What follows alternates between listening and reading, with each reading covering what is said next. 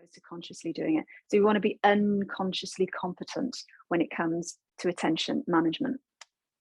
So measuring all of these things is what's really important. And it's just, you know, what I've popped up on the slide here is just thinking about, you know, your formula for attention management: focus plus energy equals attention.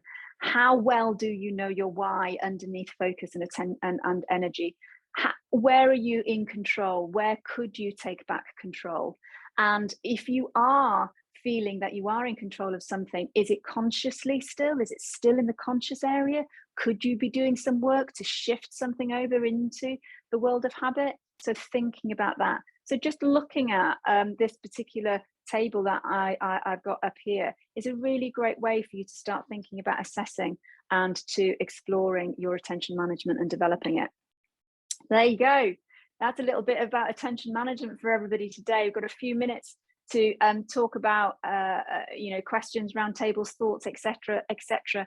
But nothing would be anything without Mel giving you a couple of banana skins, right? So what are the banana skins for this week when it comes to attention management? Don't trick yourself. You know, I see this all the time, that people trick themselves into thinking that they're okay. Don't. Be realistic. Take 5 minutes out and think about it. It's so incredibly important that you don't trick yourself when it comes to attention management. You might think you've got it, but you haven't when you've already answered, you know, yes to 3 or more of what I had on the original list. And the other thing is don't settle for mediocre. Just because the word heart and soul sound a little bit ooh when it comes to work, that doesn't mean that they're not serious, and it doesn't mean that they're incredibly important elements of successful work, business, organizational transformation, and certainly your own leadership development and growth and personal and professional growth.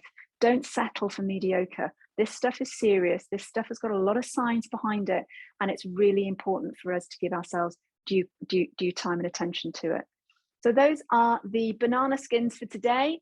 So what I'm going to do is I am just going to stop sharing, just giving the quantum tips here. Don't worry, they will be on slides. If you'd like the slides, just take them away. But come on, you know, I've said it, haven't I? You know what I'm going to say about quantum tips today.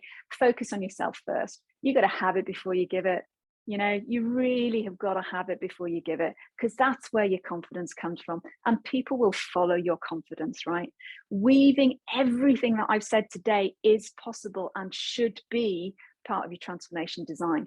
And, you know, when you talk about attention management, when you're talking about, you know, helping leaders to buy back time, helping leaders to be a little bit more productive just by doing 1 or 2 tiny little things, Jiminy Cricket, that's a great way to bring leaders that you might have a challenge with on the journey of transformation, to get them to engage with it. So it's absolutely 2 great quantum tips.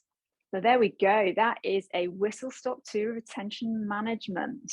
So I'm going to come. I've got everybody back in the room now. So the slides are down, the cuffs are off. Where are we?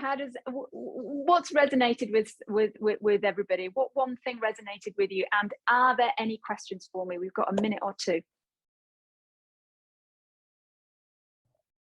Hi, Mel. As I always journal, both with the intention for the day and then reflecting, but I love this nugget you've given to really focus the journaling. I think I'm definitely going to take that away to question that daydream, that distraction, and that focus. So yeah, I love that one. It's just going to make me rethink about my journaling and just put it in a different dimension. So thanks. That's what I'm going to take away today from you. That's brilliant. Thanks, Joanna. That's great. Thank you.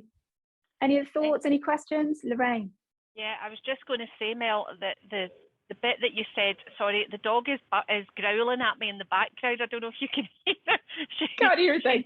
She's wanting out, so she's... I'll let her out in a minute. Yeah, the bit that really resonated was that bit about, you said about the technique to go and grab a book, 5 random words. And I love that, because yesterday, honestly, Daisy, stop it. I was honestly, you know, trying to, just like you said, trying to get something out my head. And I just couldn't find the right words or the right pictures, because I like sometimes just to draw things and then translate it. And I thought, you know what, I am absolutely going to try that today. So thank you. Every day's a school day with you, Mel.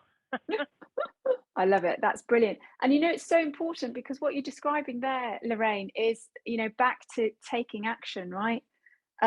You know, when we have a thought, that means that progress and success comes to us, but it's only with action do we receive it, right? And that is a quote, and it's a beautiful quote, and I take that to heart.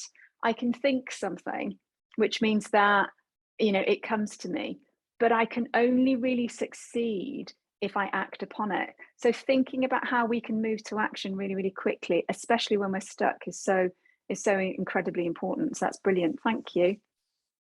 Cool. Well, ladies, thank you so much. There you go. Well, I'm going to hang around for a few minutes. So if anybody would like to ask a question, or if there's something else that you'd like to talk about, then please do hang around. But otherwise, I would say happy Wednesday. Have a great day and rest of the week.